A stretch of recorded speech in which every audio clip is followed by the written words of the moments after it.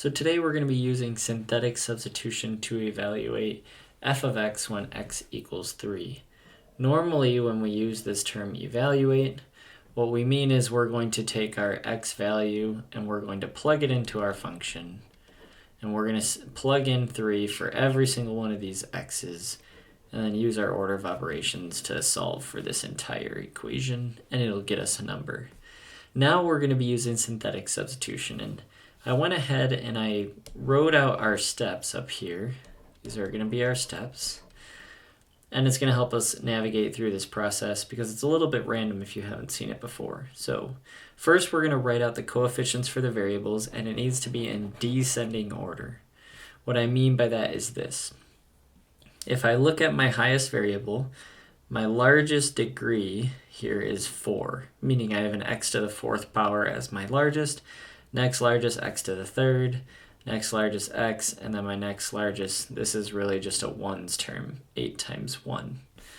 So I'm going to write out my largest one, x to the 4th, and then I'm going to write in descending order, stepping down by ones every time. So x to the 4th, x to the 3rd, x to the 2nd, x to the 1st, and then the pattern would be x to the 0th power, which is just 1 as my last one. Okay, so number 2, then we need to add the columns and multiply by the results. Well, there's nothing in these columns, and that's where we write our coefficients for these variables. So what is my coefficient for x to the 4th? Well, it's 2. What is my coefficient for x to the 3rd? Well, it's -5. And what is my coefficient for x squared? If I look up here, I notice there are no x squareds. That means there are 0 of them. So I'm going to write a 0 as my x squareds portion. Then x to the 1st power, it's just -4. And then my ones terms, or x to the 0th power, there are just 8 of them. So now, what I'm going to do is I'm just going to write in x equals 3 over here for my number that I'm going to be multiplying in a second. So first and foremost, I need to add columns, then multiply by the result. Well, in this column, my first step is just going to be to add this first, then multiply by the result down here. So 2 plus 0 is going to get me 2. And then this is going to be the number that I multiply by every single time. The number that x is equal to. I'm going to do 2 by 3, which is equal to 6. And then I'm going to write in 6 right here.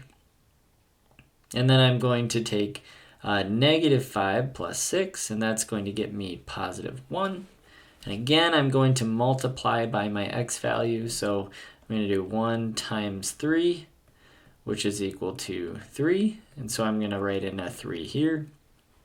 And then I'm going to add 0 plus 3. So my answer will be 3. And again, I'm multiplying it by this original number. So 3 times 3, that's equal to 9. And so I'm going to put in 9 here.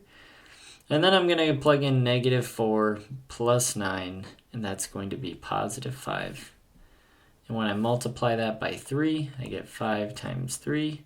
That's equal to 15. And so I'm going to write in a 15 here, and 8 plus 15 is equal to 23. So this number right here just represents what my function is equal to at x equals 3.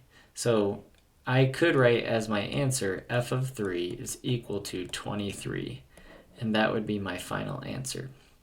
Now, if you're not sure about this, we could check this very quickly.